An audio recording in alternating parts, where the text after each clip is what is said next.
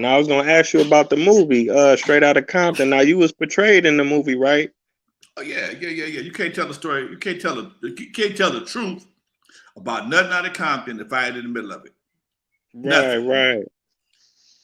So I But wanted yeah. to ask you, what was your perspective on your portrayal? So for the viewers who may not know, like when they, I guess they showed when they first started making gangster rap, and how did you really feel about it at that time? Because it was kind of something new. You know what I'm saying? Well, that's the funny part about it, man.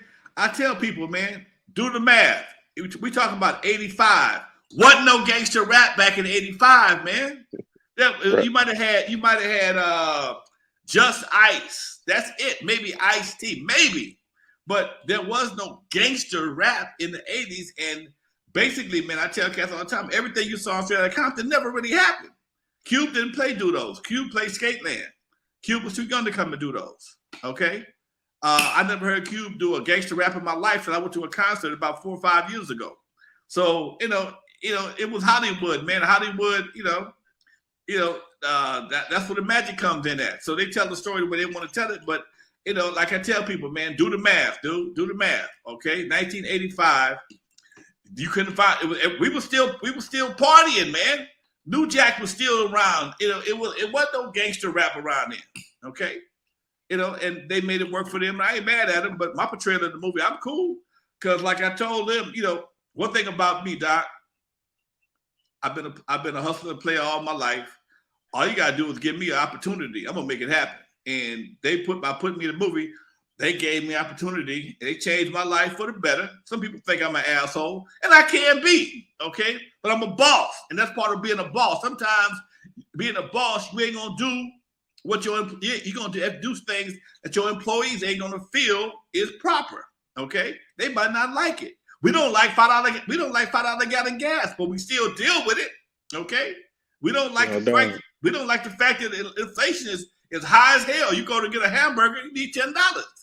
Nobody. That's a boss move by the hamburger manufacturers. So it is what it is, Doc. And like I said, basically, I'm a pretty cool cat. But when my back is against the wall, like any real man, I got to come out swinging. Okay. And sometimes when you push the button, that's what you're gonna get. You're gonna get the nuclear explosion. Don't push the button, motherfucker. No doubt, no doubt. But you gave them an opportunity too, right? Because to my understanding, Easy what is it, Boys in the Hood? They recorded it at your studio, right? I'm sitting in my studio right now, Doc, the same studio that they did all that shit in. Everything you saw Wow. Everything you saw in that movie, I'm still sitting in the same room. I've been in my property for 30-some odd years. I live in a nice neighborhood. I got a nice house. I got a nice neighborhood. I never moved. I ain't got to go nowhere. Anybody looking for me because I never portrayed to be something I wasn't. And all the gangsters that I know, they love me. All the non-gangsters I know love me. So anybody looking for Alonzo. So and those who looking for me, they're looking to either give me a check or pat on the back. So I'm still here. So as I look around this room, these walls can talk, like people say all the time. It'd have a hell of a story. Man, wow.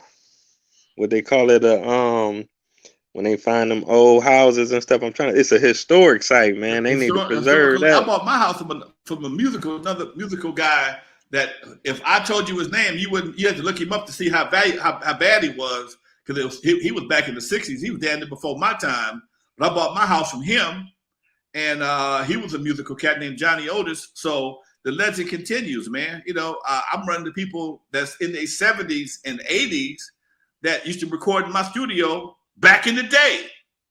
So it's just I'm part of a legacy, man, and I'm starting to understand that in more ways than one. Not just a hip hop legacy, just a musical legacy here on the West Coast that was able to continue through my efforts. I'm not, like I said, I don't really play an instrument, and I ain't no hell of a rapper, but I stay in the mix. I keep putting people on. That's my job. That's my call to duty is to put people on. So I'm doing showcases. I got a television channel right now called the Homegrown Media Network on the Roku platform. That's one of my shows. In fact, two of my shows. All I do is put people on. I can put you out there for the public. The public got to make the final decision. I'm gonna introduce you to the public.